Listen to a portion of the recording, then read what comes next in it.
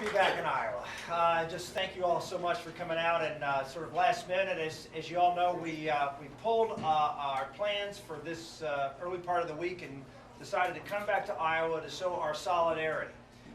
What's going on in this primary process is potential for a real disservice to our country. There is certainly lots of folks that are speculating as to why some of these states, specifically Florida and Nevada, have decided to monkey around with the process that has worked well for our country. It's worked well because two states in particular have taken the shoulder of the responsibility and taken on the serious responsibility of playing a very key role at the beginning part of this process. And I want to stress that, because some folks say, oh, well, Iowa, New Hampshire, they have disproportionate influence, and what makes them? Well, these are states that have a history for decades of involving themselves deeply in the presidential nominating process. And I can tell you, as someone who's traveled the country, the people of Iowa and New Hampshire have done a great job, in my opinion, over the period of the decades that the primary process has been and primary including caucuses, have been the norm as opposed to the conventions, which is 50 years ago. They've done a great job of stepping up and taking that responsibility seriously. And they've done so, I think, in a very important way as two small states with a lot of activists and interest in this primary and caucus process have served our country well in vetting the candidates.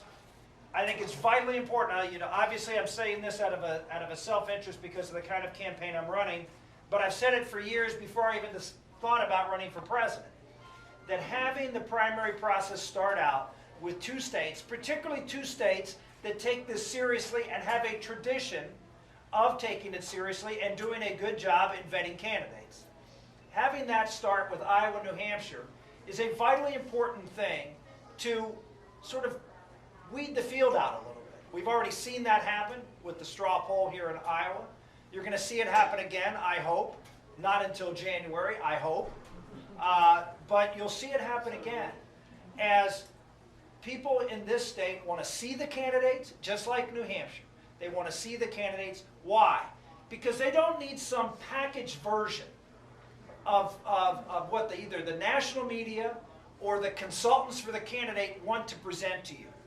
They want to get out, you all want to get out, and like we are right here at Smokey Row, here to meet the candidates, not just to hear what their positions are, but to test them, to find out what's in their head, find out what's behind the talking points, what's in their heart, and whether they have the fire in the belly and the stamina and the courage and the leadership necessary to be able to lead this country. And you can't do that very effectively on sound bites and packaged commercials, whether radio and television. So it is vitally important from my perspective, setting my campaign aside, that small states, states with experience, have the opportunity to really vet the candidates. And that's what Iowa does. And what's happened with Florida, I have a tremendous amount of respect for the state of Florida. They play a huge role, both from the standpoint of probably being the most important swing state in the country with respect to the election in the fall, but also play a very significant role because they are such a big state in the nominating process.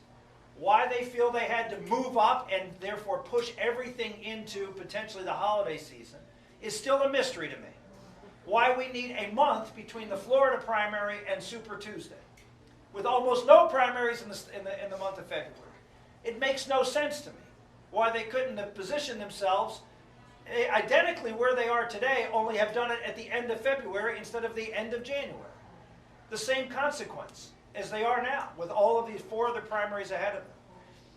Why they moved ahead, there's all sorts of theories as to what campaigns might have been influencing that for the purposes of compressing the time frame for this campaign and trying to get a leg up.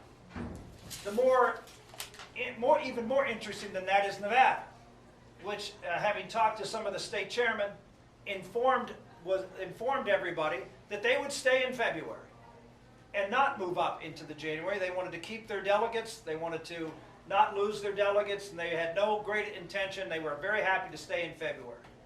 And then all of a sudden, after reports that some of the campaigns were talking to them and influencing them, that they decided to move up, not just move up, but move up to the point where it moves New Hampshire and Iowa potentially into the end of this year, where we now have a presidential primary. I argue, and you've heard me say this repeatedly, the most important election, in my opinion, in maybe, well, certainly since the Civil War, in my opinion.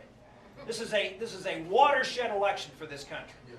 And to push the nominating process for president in this watershed election in the middle of the Christmas season is unconscionable. And that's why I said when Nevada decided to do this, and I met with the Secretary of State from New Hampshire, and he said, you know, we may have to move this to the first week of December or sometime in the middle of December. That to me was the straw. And I said, no, well, we need to make sure that doesn't happen. And so a group of us, I will admit, a group of us talked to the Secretary and said that we would work together to boycott Nevada and ask them to move their primary back, their caucus back, just a few days, to give New Hampshire the opportunity to slot in behind Iowa the week after Iowa. Well, so far, Nevada, and I want to congratulate the campaigns, Governor Huntsman, myself, Congresswoman Bachmann, former Congressman Gingrich, and Herman Cain have all agreed not to campaign in Nevada, which I was supposed to do today. I was in Reno today.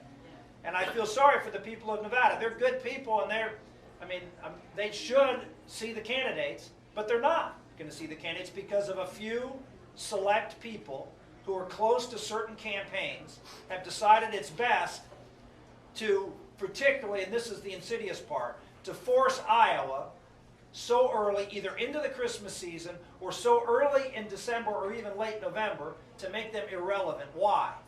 Well, I don't know. Maybe it's because they don't think they can do well here.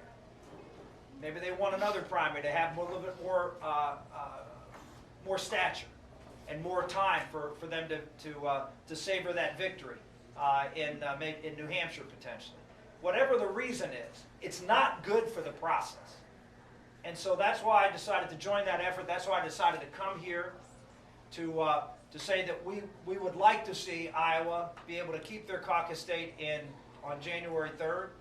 I would actually ask Florida to move it, to consider pushing it back and stop the insanity, which is what's going on right now. We should be talking about the issues. We shouldn't be talking about when caucuses and primaries are. The RNC set the schedule. It's their nomination. It's the nomination of the Republican Party of this country, of which the RNC is the entity that should be able to set the schedule for what they believe is in the best interest of nominating their candidate. And individual states coming forward and saying, no, we're going to ignore that, I think the Republicans in those states, particularly the state of Florida, which was given the national convention, to then disrupt this process as they have, and jeopardize the selection, a rational selection of the nominee, I think is something they should reconsider. And I hope they do. Both Nevada and Florida can have a role to play in this thing to make sure that we get back to a much more reasoned and reasonable schedule. With that, I'd love to talk to you about a lot of things, but you know what? I'm here and just would love to take your questions, and let's just open this up as a town hall meeting and show everybody here, all the cameras